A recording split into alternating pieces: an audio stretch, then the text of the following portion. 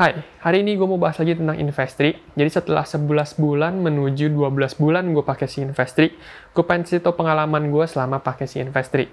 Jadi terakhir gue review itu waktu pas yang P2P tahun 2021, itu masih bareng Akseleran sama Coinworks kalau nggak salah. Dan di sini gue pengen kasih lihat lagi yang lebih dalamnya lagi. Jadi di sini gue sekarang udah punya total portofolionya tuh 21 juta. Seharusnya 22, tapi satu lagi terlambat. Nanti gue jelasin gimana cara pandangan dari investasi dan segala macamnya. Jadi totalnya ada 22 seharusnya, cuma satu terlambat, jadi sisa 21. Secara keseluruhan, nggak ada perubahan dari tampilan maupun fungsi-fungsinya. Semua masih sama-sama aja, ada pinjaman P2P-nya, ada SBN sama reksadana. Cuma kalau untuk reksadana, gue tetap lebih milih pakai bibit aja. Karena di sini ya cuma ada 2 dan nggak ada pilihan lain, jadi nggak usah lah. Terus SBN juga gue nggak pakai di sini karena gue langsung ke BCA biasanya. Dan untuk daftar pinjaman masih tiap hari masih ada terus. Cuma untuk beberapa minggu ini banyakan yang tingkat resikonya tuh C. Kalau gue sendiri maunya sih yang A sama B aja. Cuma ya udah kalau nggak ada. Dan gue juga lagi fokus ke tempat yang lain. Gue lagi cobain yang lain, jadinya gue belum tambahin lagi sih di sini. Jadi di sini total imbal hasil gue setelah 11 bulan menuju 12 bulan atau kita buletin 1 tahun, gue udah dapet imbal hasil sebesar 1 juta rupiah. Jadi di sini gue dapet dari berbagai pembayaran lah ya. Dan di sini bervariasi dari 40.000, 30.000, 70.000, ya pokoknya beda-beda lah. Tergantung dari waktunya berapa lama sama bunganya berapa lama kan. Tapi gue emang biasanya setiap kali gue kasih pinjaman tuh cuma sejuta doang. Jadi nggak lebih dari itu. Karena ya gue takutnya satu nyangkut. Jadi daripada gue kasih risk yang terlalu gede di satu pendanaan, gue pecah-pecah aja. Jadi makanya gue banyak ngelakuin pendanaan. Jadi kalau misalkan di portfolio, gue lihat di sini pinjaman yang udah gue dana itu ada 48. Jadi ya udah, gue setiap pendanaan itu cuma sejuta aja. Nggak mau yang gede-gede banget sih. Nah, di sini ada pembayaran satu yang terlambat nih. Di sini terlambat dari tanggal 1 Oktober. Harusnya 1 Oktober udah bayar, cuma udah terlambat 25 hari. Jadi di sini resikonya B, dia itu invoice financing, dan ya udah. Sebenarnya kalau lihat dari historinya kemarin, dia tuh nggak pernah ada yang terlambat loh. Dia tepat waktu, atau enggak pembayarannya itu dipercepat. Cuma kayaknya gue apes aja, kali ini dia terlambat, jadi ya udah, mau gimana lagi gitu kan. Terus secara penampilan di sini nggak ada perubahan juga, sama-sama aja, kasih lihat total imbal hasilnya berapa, total pinjaman yang udah didanain berapa, sama jumlah penarikan dana, ini yang terakhir gue lakuin. Ini gara-gara referral, karena gue lagi nggak kasih pendanaan kemarin, jadinya ketarik, ya udah.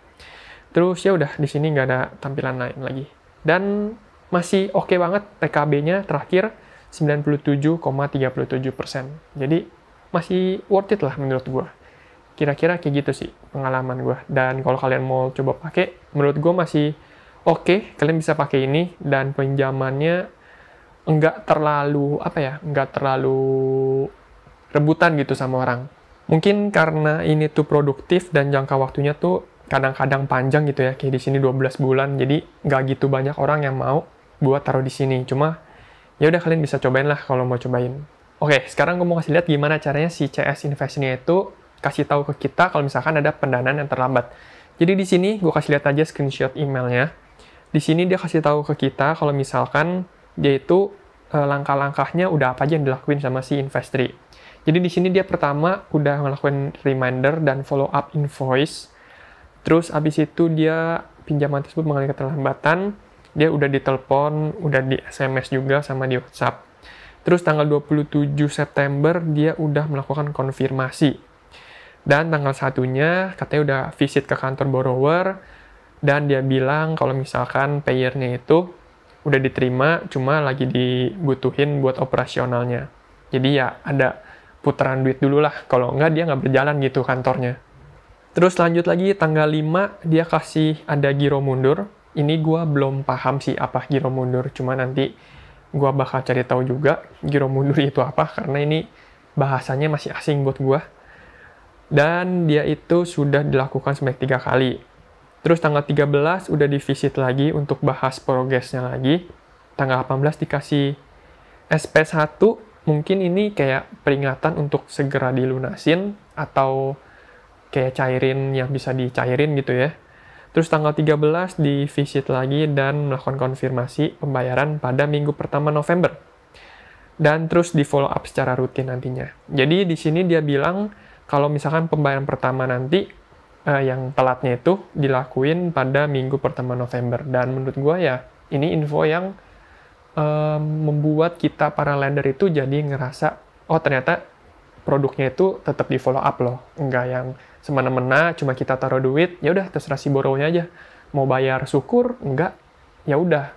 Tapi ternyata si CS Investornya ini tetap ngelakuin follow up terus, kalau misalnya ada terlambat kita diinfoin dan segala macamnya. Jadi kita ngerasa aman juga dan tahu gitu prosesnya tuh udah sampai mana sih, ataukah dia masih nyari duitnya atau dia mau kabur gitu kan, ya nggak tahu juga gitu kan. Cuma ya udah, inilah langkah-langkah si Investory buat nanganin kalau ada yang terlambat. Lanjut, ada update dari Investory mulai dari tanggal 1 November nanti kita sebagai lender bakal dikenakan biaya administrasi. Jadi di sini detailnya gue kasih screenshotnya aja. Kalau misalkan kita ngelakuin pendanaan yang imbal hasilnya itu 12-14%, kita bakal kena biaya administrasi 1%. Jadi net profitnya dipotong 1%. Kalau misalkan dari 15-17%, kena biaya administrasi 2%. Dan kalau misalkan 18-20%, kena biaya administrasi 3%. Jadi ya lumayan sih kepotongnya. Jadi kira-kira kita bisa dapat di sini sekarang 11-17%. Dan menurut gua ini ya wajar-wajar aja sih, karena administrasi ini kan sebenarnya tujuannya kan buat ya si investornya sendiri. Gue nggak tahu ini bakal dipakai buat apa, tapi ya semoga aja sih fungsi-fungsinya dari investor ini ditingkatin lagi, atau enggak kayak misalkan follow up ke borrower, atau nanti mungkin kurasi dari berbagai pinjaman itu lebih baik. Jadinya kalau misalkan ada yang potensi mungkin gagal bayar, ya dia nggak listing gitu di Investory. Jadi kita sebagai lender ngerasa lebih aman dan ngerasa lebih pasti aja buat taruh duit kita di Investory. Menurut gue sih gitu ya. Dan gue juga nggak taruh semuanya di Investory, gue pakai Acceleran juga, gue pakai Coinworks juga. Jadi kalau kurang cuma 1%, 2%, menurut gue masih oke-oke aja. Karena ya gue nggak taruh semuanya di sini. Jadi ya itu sih menurut gue. Mungkin kalau kalian yang merasa keberatan, kayak kepotong 1% atau 2%, kalian bisa pindah aja ke tempat yang lain, karena masih banyak platform P2P yang lain, kayak Acceleran, Coinworks, yang produktif ya. Terus ada juga Amarta.